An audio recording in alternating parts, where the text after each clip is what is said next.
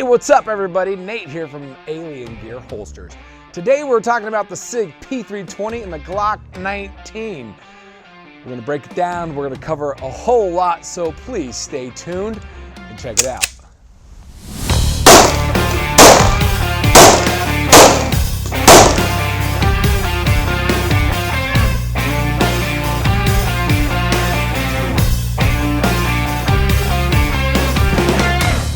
So today we're talking about the Sig P320 and the Glock 19. But let's be specific. The Sig P320 comes in so many different variations that I'm not gonna cover all of them, okay? I'm just gonna go with the Compact today. And then today we're also talking about the Glock 19. This is the Gen 5 Glock 19. So those are the two that we're gonna be covering. Let's start with the barrel length. I think that that's one thing that a lot of people wanna look at, right? So if you hold these two side by side, you'll see the actual barrel of the Glock is a little bit longer. It's a little over 4 inches, but not much, and this is a little under 4 inches. Now, when you look at the overall length, and you slide that beaver tail up just like that, then it looks like the Sig might have a little more on length, but they don't count that in when they talk about length with the Sig. But when it comes to concealed carry, do you really matter so much about the barrel length being that much of a difference? Not really. You want to look more at the grip right here, and when we put these mags in, this is what we're going to see the difference pretty much on the grip. Let's look at those side by side.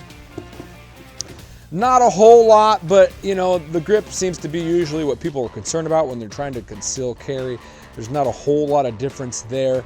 The only thing real different in the grip is the angle of that grip. And then obviously the feel of the grip is going to be something that you're going to want to be interested in too. So here's what I want to say about the grips. The Glock comes with these back straps. It comes in the box. You can replace these back straps pretty easily. Most people keep them laying around or throw them away or figure it out and never use them, which is an easy way to change out the grip. Now with the Sig, it's a little different. So these grips are actually, tells you the size of the grip right here. So this is the compact medium. You can order these. It costs a little bit more. You can order these and you can get them in a small or a large. But let's say you want to go from compact to full size or subcompact. Super easy to do as well. The rail is a little bit different on the Sig as well. I would say that the rail here, I think some people would prefer that over this rail here on the Glock 19. It only has one of the rail slots. I don't think it's a huge issue for people, but it can be for some. Also, I'd like to talk about the ambidextrous on both of these. You can switch out the mag release. They have the slide lock on both sides, so you don't have to worry about that. I will say that the Glocks, you won't find a thumb safety on, but the Sigs, you will find thumb safeties on some of the 320 versions as well. And then we're looking at sights. The Sig can come with the cut for the optics already, which is a little bit different. And then the standard night sights or X-ray 3 sights on here, which both of these you can switch out the sights on pretty easily, so that's pretty similar there as well. One of the only other differences is if you like front serrations on this version of the Gen 5, I know they have a different version as well, you don't have the front serrations like you do on the Sig either. So now let's talk about the modularity of the Sig, and this is what I think is really, really unique to the Sig. The serial number is actually on the trigger grouping, that chassis that's inside there, and so you can take that out and you can drop it, like I was mentioning, into a different size grip, but also a different size gun and caliber. It's available in a 40, a 357, a 45, and the 9mm. And it makes it super easy for you to just switch out between guns, sizes, and calibers, and you don't have to buy all those guns. You have the serialized piece right there. That's really cool. Let's talk about the takedown as well.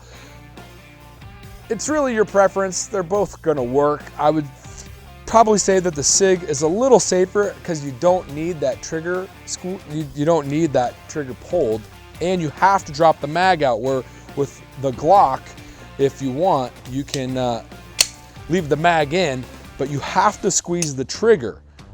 And then you're just gonna slide that back just a little bit, just a hair, not to disengage that trigger again, because you don't want that. You know, you still got the mag in there, could be loaded. You had to pull the trigger, could be loaded. Hopefully you're not doing that. But with Sig, you have to have the mag out, you have to have the slide locked, then you're gonna take that lever down, then you're gonna release the slide, and it's gonna come apart like that. So it's a little bit safer as far as breakdown if you're new to guns and stuff like that. But they're both super easy then to put back and get going. Just like that, and there we go, just like that.